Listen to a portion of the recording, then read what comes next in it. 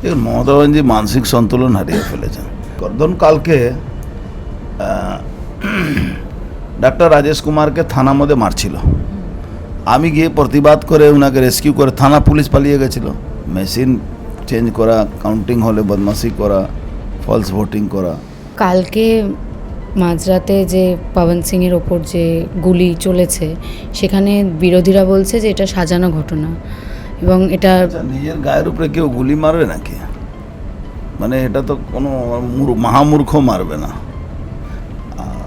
তো তৃণমূল কাছে বলার তো কিছু নেই।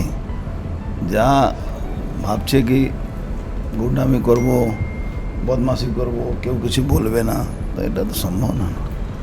আপনাকে ব্যারাকপুরের বাহুবলী বলছে লোকজন, তা এই বাহুবলী তকমাটা কি মানুষের ভালোবাসা না ভয়ের?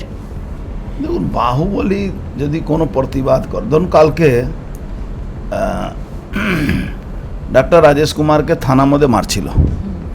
আমি গিয়ে প্রতিবাদ করে ওনাকে রেস্কিউ করে থানা পুলিশ পালিয়ে গেছিল। তো আমি রেস্কিউ করে ওনাকে নিয়ে বের করলাম। তো একে বাহুবলী বলা যায়? তো আমার কিছু বলার নেই। এই যে বারবার বিরোধীরা বলছে যে আপনি বারবার দল বদলের জন্য আপনাকে মানুষ আপনার প্রতি আস্থা রাখতে পারছে না, এবং আমার উপর আস্থা রাখতে পারবে কি না পারবে সেটা ভোটের রেজাল্টে বুঝতে পারবেন। আর 2024-এও 4,78,000 মানুষ আমাকে ভোট দিয়েছিল। মেশিন চেঞ্জ করা, কাউন্টিং হলে বদমাশি করা, ফলস ভোটিং করা, এই যদি না করতে পারতো, যদি ইলেকশন কমিশন সেই সময় হতো, তো সেই কাজটা আর হতো না। এবার আমাকে মানুষ দল বদলের জন্য পছন্দ করছে কি না করছে, এটা গল্প আর বেশি দিন চলবে না। মমতা ব্যানার্জি সরাসরি ওনার সভা থেকে দাবি করছেন যে বিজেপি সবাই লোক হচ্ছে না, তারা বিহার ঝাড়খণ্ড থেকে ট্রেনে করে লোকজন নিয়ে আসছে। আজকে মোদিজির সভায় জগদ্দলে যেটা সভা ছিল সেখানে ভালো রকম ভিড় ছিল, তা এই ভিড়টা কি বহিরাগত ভিড় না এইখানকার সাধারণ মানুষের ভিড়? দেখুন, মমতা ব্যানার্জি মানসিক সন্তুলন হারিয়ে ফেলেছেন। এবার উনি কী বলছেন, ওনার কথার উত্তর দেওয়া আমি মনে করি না। এসআইআরের যেরকম বহু জায়গায় নাম মানুষের বাদ গেছে, এখানেও গেছে, তা এখানে এই এসআইআরের ফলের প্রভাব কি মানে বিজেপির ভোটেও পড়বে, যে নাম বাদ যাওয়ার প্রভাবটা? এখানে নাম বাদ গেছে, 99% নাম বাদ গেছে। মৃত voter, double entry, triple entry যারা এখানে থাকে না। এই জন্য এখানে খুব রেয়ার 1-2 কারো সমস্যা হতে পারে, সেটাও যদি ভারতীয় নাগরিক থাকে কেন হবে না। এখানে ওইসব নিয়ে কোনো সমস্যা নেই। কালকে রাতের ঘটনাটা যদি একটু আমাদের দর্শকদের বলেন।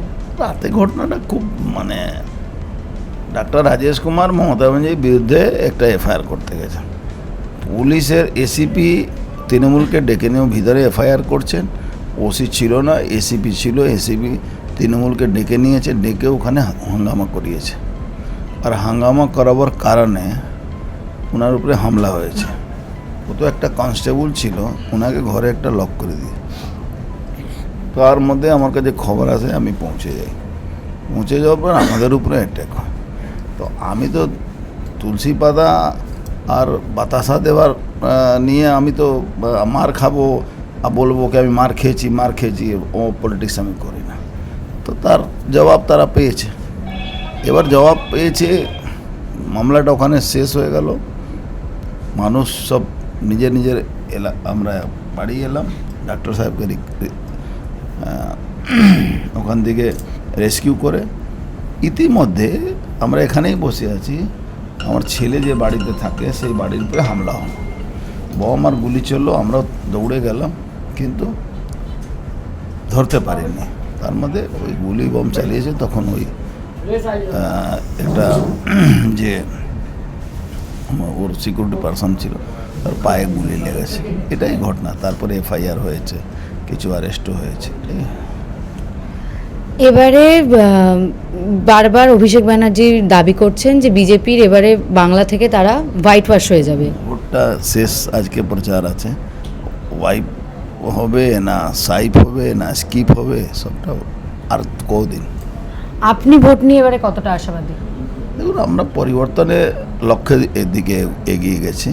প্রায় পরিবর্তনে 70% আমরা এগিয়ে গেছি। 30% এবার করে দেবো, অসুবিধা নেই। পরিবর্তন হবে, মানুষ চাইছে। আর এই যে বিরোধীরা বলছে যে যেহেতু অভয়ার মাকে এবারে বিজেপি ক্যান্ডিডেট করেছে, সেখানে তৃণমূল সিপিএম তারা বারবার এই কথাটা বলছে যে একটা আন্দোলন যেটা দলমত নির্বিশেষে আন্দোলন ছিল, সেখানে বিজেপি ওনাকে প্রার্থী করে আন্দোলন তো সিপিএম বিক্রি করে দিয়েছিল। অভয়া আন্দোলন তো গণতান্ত্রিক আন্দোলন ছিল, গণসংগঠন আন্দোলন করেছিল, জনতা আন্দোলন ছিল, সেটাকে তো সিপিএম বিক্রি করে দিয়েছিল মমতা ব্যানার্জির কাছে, পয়সা নিয়ে নিয়েছিল। ওদের মুখ থেকে ভালো, এই কথাটা ভালো না। এবার মমতা ব্যানার্জি তাদেরকে পয়সা দিয়ে বাড়িতে ফিশ ফ্রাই খাইয়ে আন্দোলন হয়েছিল ন্যায় বিচার জন্য।